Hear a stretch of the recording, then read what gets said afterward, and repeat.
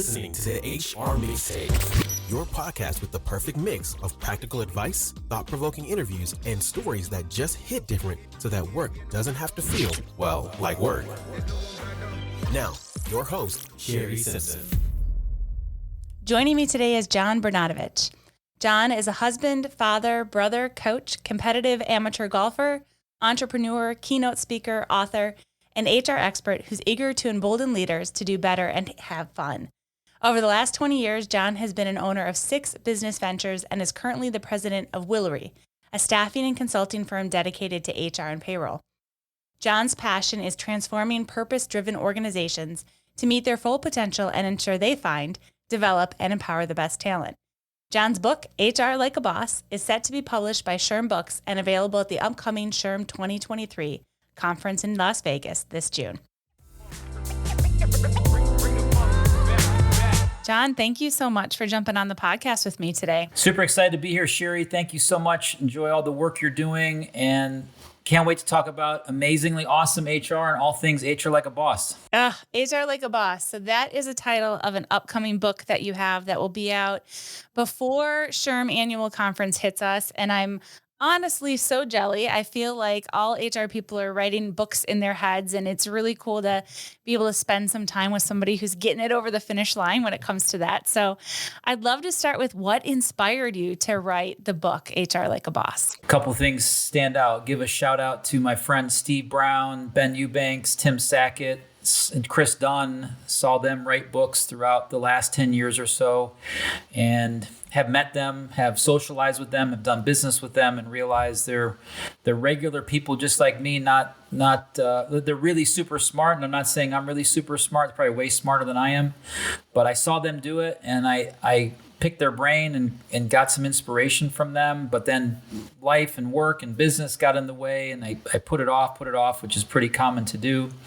And then unfortunately, the real inspiration came to be the passing of my parents in a 13-month span. I lost my mom in March of 2019. I lost my dad in March of 2020.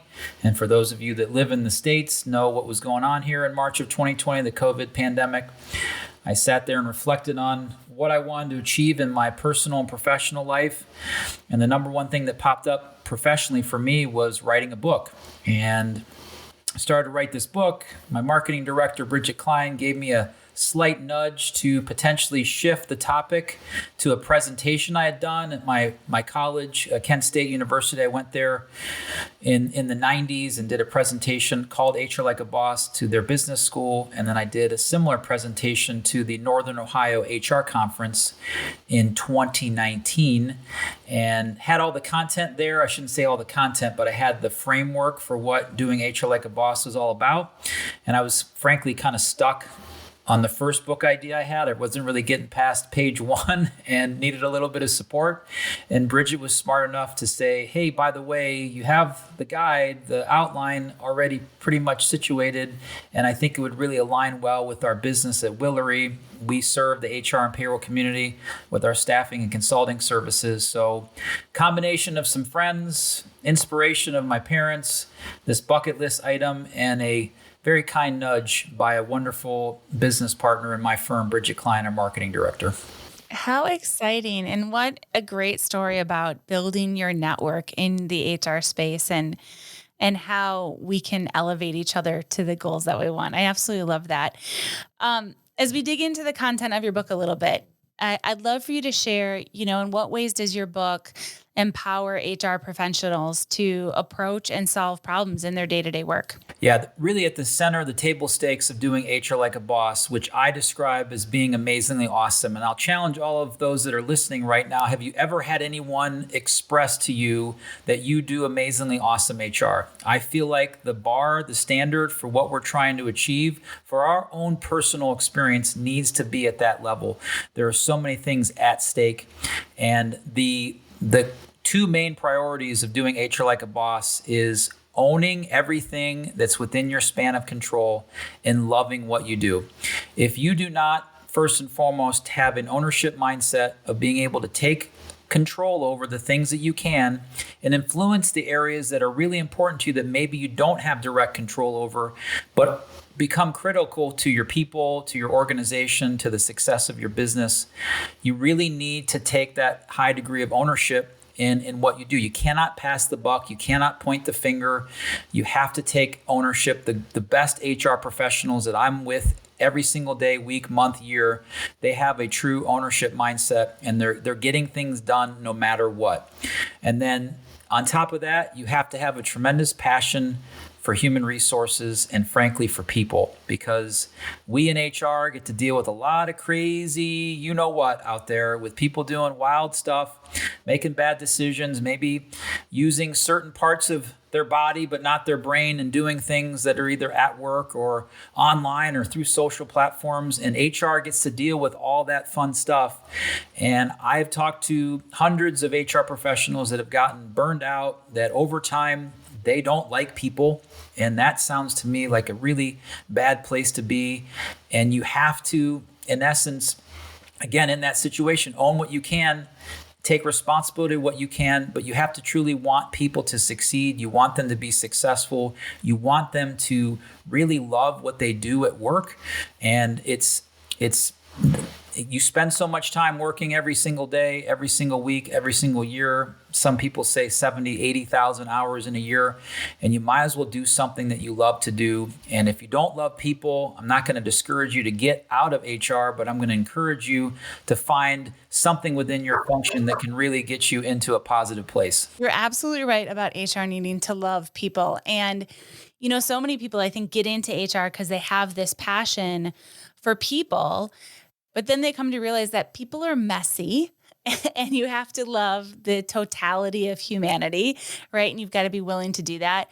I'm curious, does your book help or talk about strategies for HR professionals to get from that really tactical view of their job to a more strategic view? Yeah, we built out a 5-step HR Like a Boss business plan for human resource professionals. And that's one of the things I'm really proud of in the book. We took real intentional time, got feedback from lots of human resource professionals who were actually quoted in the book. So the book is it's your guide to amazingly awesome HR. That's the tagline for it. And I describe it as an inspirational tale of human resource professionals that are delivering amazingly awesome HR, and they're doing it in everyday life. They're not superhuman. They're just doing their best work.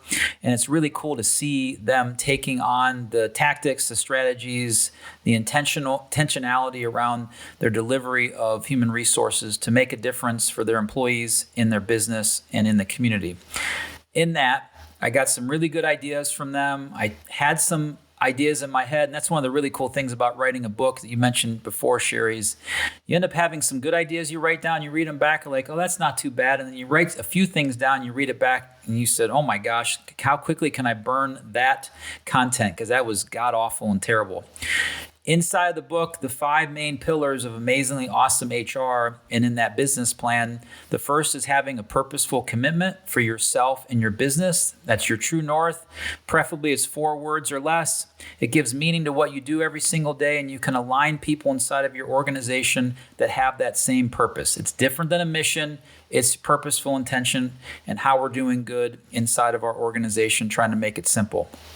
Next is being people-centric. And being people-centric, you have to put your employees first, because if you don't do that, someone else will. And as a result of that, you might lose some highly talented people.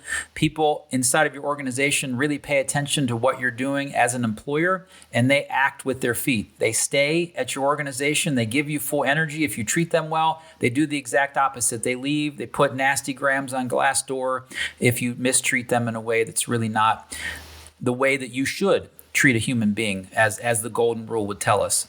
The next is around process continuity and the ability to have processes inside of your business, just not in HR. That is important. For your most important processes from beginning to end, from how you market, how you sell, how you operate, how you deliver accounting services, there needs to be continuity for you to be able to do that, so you can scale your organization and you can grow and develop your talent inside of it. They understand how you operate as a business. The next is to make sure every employee is producing on a consistent level. If you notice, there's a PC, purposeful commitment, people-centric. I'm going to confuse myself if I keep saying that. We're on to produce consistently. People have to produce at their work. That's one of the main things for me as a business owner, as an author, as a speaker. We need to deliver results. And we all are fans of some sports team, of some actor or actress, some sort of platform that's not work. And if someone has a bad game, we talk about how bad it is. You go onto Twitter and you see how poor of a performance that person maybe had. Well, we don't have that at work. No one's talking about us on Twitter about our workday. I think that I don't want people talking about me on Twitter about my workday, but I want to make sure I know what is a successful day for me, for my team members, for my leadership team, from everyone, from my role as a CEO down to anyone, all the way down to an intern. They should know what a successful day is and that we can produce on a consistent level, and that production leads into the success of our organization. And then last but not least, everyone inside of your business should understand the profitable components of your company. Sometimes I talk to HR professionals and they don't want anything to do with finance or P&Ls or balance sheets or anything like that. But I've found the most successful HR professionals truly understand the purpose of a business is to make money, unless you're a nonprofit, but you still need to make money if you're a nonprofit, just you need to show it a little differently on your books. You have to understand that. And that's a key component of business is making money. Otherwise, it's a hobby and the business won't last that long. And especially if you have something really great, we want it to be around and be long-standing, and profitability drives that. So purpose, people, process, productivity, and profit are the 5 main strategies that I really want the HR profession to really hone in and get those right and be really consistent with them, and everything else will take care of itself. I appreciate so much that you have profit in there, because I think that is such an important component for the HR professional. You know, like you said, those that have wrapped their heads around P&L statements and profits and loss and EBITDA and all the financial terms, right?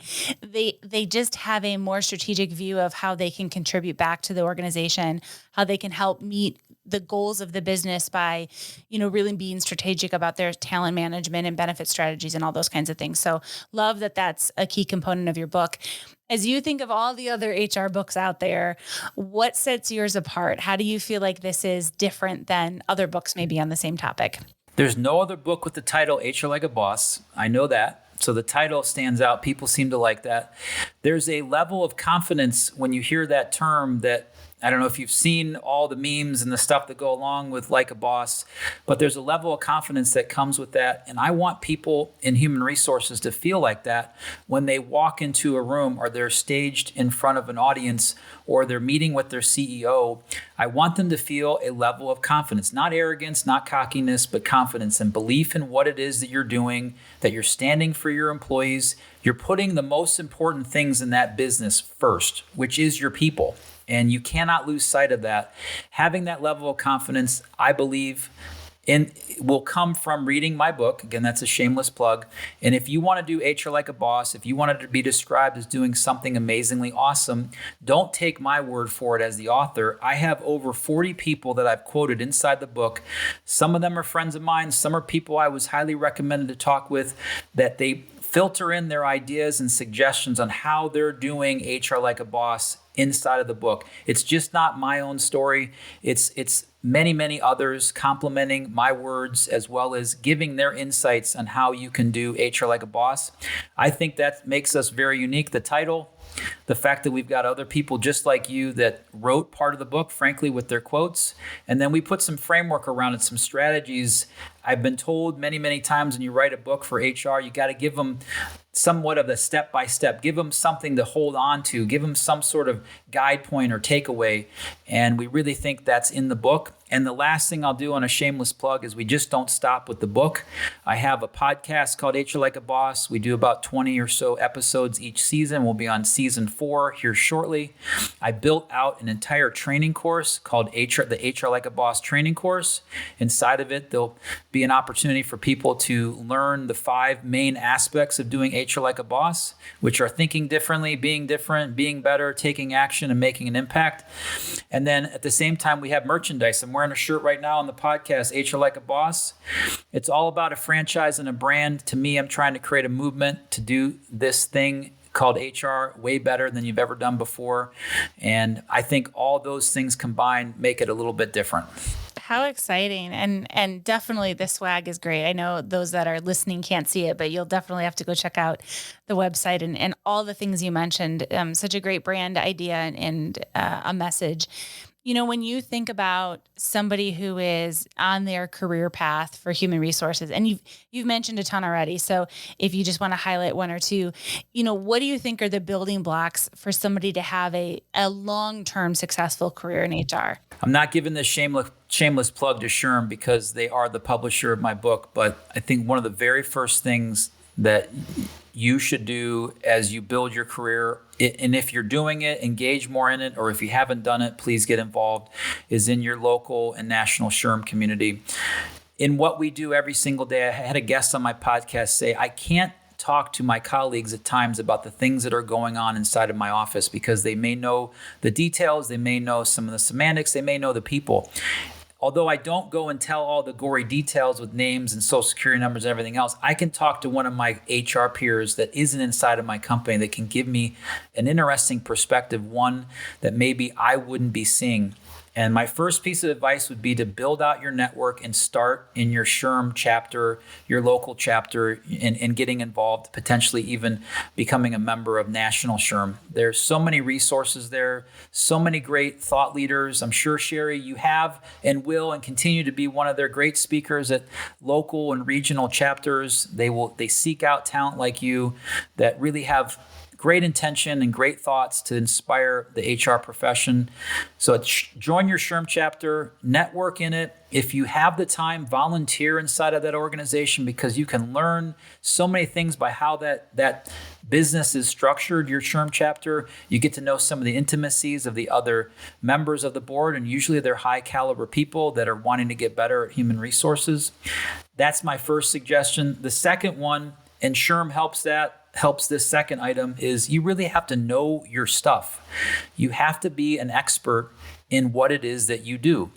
And I'm very fortunate to be surrounded by a great leader inside of my organization who really prides herself, the director of people operations at our firm, prides herself on knowing her stuff. She knows her technical HR responsibilities. And I think it doesn't mean you need to know everything inside of human resources, but if you're a talent acquisition pro, you need to know talent acquisition. If you're in HRIS and developing HCM platforms or supporting that, you need to know the HR technology space. And there's a bunch of resources available from SHRM chapters, from vendors like Paylocity, from all kinds of other resources that are out there to help you hone your craft, because you need to know your stuff to become that subject matter expert, to walk into that room with confidence, to want people to be in that room with you, as opposed to oftentimes, here comes HR, who's getting fired, who got in trouble. Oh no, Sherry's here in the room. I want her to be here because she adds so much value. She knows her stuff. She drives results for our business. Those would be the two main things I would suggest. Know your stuff, and really make sure you build out your network early on to help you surround yourself with awesome people. I love that you shared the idea about volunteering. I did that for many years, actually, at the SHRM Annual Conference as a volunteer. And it was such a great way to network with other HR professionals who have the same mindset, who want to give back. And you get a peek behind the curtain in a lot of different ways in the content and how they think about the work that they're doing. So I appreciate that. As we wrap up our conversation, I want to leave you with this question that you can enlighten our audience with. So as I think about the field of HR, right? It's evolved so much in the recent years with just the reaction we've had to have with the pandemic and the change that a lot of businesses now put on HR in a really good way. For so long, we kind of talked about having a seat at the table. And now that we're at the table, now that we're driving strategy in a lot of ways, what do you see as some of the biggest trends shaping the future of HR? First and foremost, we always have to put our people first, always. We are the ones that are watching over our people inside of human resources, and it may not be as much of a priority for your CFO or your head of sales to be mindful of your people. And I think that you cannot lose sight of how important it is to make sure that someone is advocating for your employees every single day, every single minute inside of your business. And what that means to me is flipping this switch around that says 2 out of 3 employees are not engaged at work. That's really bad. That's really one of the drivers for me, data points that inspired me to write HR Like a Boss, to do the presentations, to help the HR profession understand their responsibility in that lack of engagement with your employees, and what are you going to do differently about it. In addition to that, those employees need to understand what their role is inside of the organization and how they fit in, and how can you train them and support them, because all of us are dealing with emotional, social, and financial things in our lives, at home, at work, and the human resource profession is really importantly tied to ensuring that our people are in their best possible headspace so they can do their best work. I saw a data point that came out by Gallup that said the worldwide economy is losing $7 trillion in productivity because of a lack of engagement. That's staggering when you think of it. And I think HR has a great responsibility to make that better.